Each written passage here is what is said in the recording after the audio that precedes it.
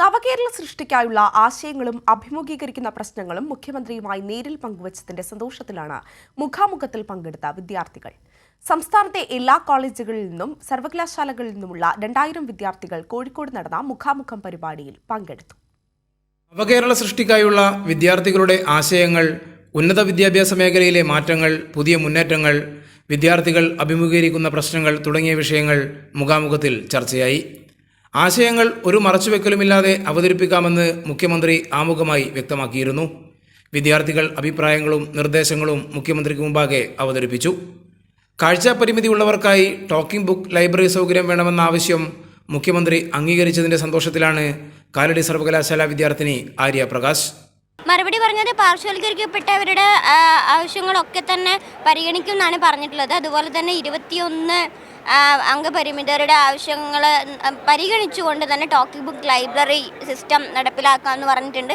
അതുപോലെ തന്നെ ഭിന്നശേഷി സൗഹൃദം ആക്കാമെന്ന് പൂർണ്ണ രൂപത്തിലാക്കാം എന്നുള്ള രീതിയിൽ നല്ല റെസ്പോൺസ് തന്നെ തന്നിട്ടുണ്ട്. മുഖ്യമന്ത്രിയുമായി മുഖാമുഖത്തിന് അവസരം ലഭിച്ചതിന്റെ സന്തോഷം മറ്റുള്ളവരും പങ്കുവച്ചു.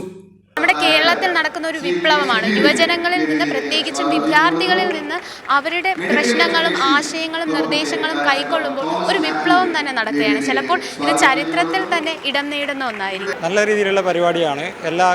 എല്ലാ വിദ്യാർത്ഥികൾ ചോദിച്ച എല്ലാ ക്വസ്റ്റ്യൻസിനും നല്ല രീതിയിൽ മുഖ്യമന്ത്രി മറുപടി കൊടുത്തിട്ടുണ്ട്.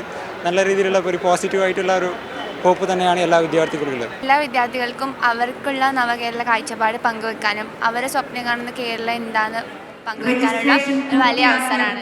ഉന്നത വിദ്യാഭ്യാസ മേഖലയെ ലോക നിലവാരത്തിലേക്ക് ഉയർത്താൻ പര്യാപ്തമായ നല്ല നിർദ്ദേശങ്ങൾ ഉയർന്നു വന്നതായും ഇവ സർക്കാർ ഗൗരവമായി പരിഗണിക്കുമെന്നും മുഖ്യമന്ത്രി വിദ്യാർത്ഥികൾക്ക് ഉറപ്പു നൽകി. ഭാവി കേരളത്തെ രൂപപ്പെടുത്താനുള്ള നൂതന ആശയങ്ങളും നിർദ്ദേശങ്ങളും പങ്കുവെക്കുന്ന വേദിയായി മുഖ്യമന്ത്രിയുമായുള്ള വിദ്യാർത്ഥികളുടെ മുഖാമുഖം മാറി. ഒരു അഭിപ്രായവും വെറുതെ ആവില്ലെന്ന ഉറപ്പായിരുന്നു മുഖ്യമന്ത്രി കുട്ടികൾക്കായി നൽകിയത്. ഉന്നത വിദ്യാഭ്യാസ രംഗത്തെ വിവിധ വിഷയങ്ങൾ മുഖ്യമന്ത്രിക്കും മന്ത്രിമാർക്കും മുന്നിൽ അവതരിപ്പിക്കാൻ കഴിഞ്ഞതിൻ്റെ സന്തോഷത്തിലാണ് കോഴിക്കോട് നിന്നും വിദ്യാർത്ഥികൾ മടങ്ങുന്നത്. ക്യാമറാമാൻ മഹേഷ് പാലക്കാടിനൊപ്പം കോഴിക്കോട് നിന്നും AK ലതീഷ്.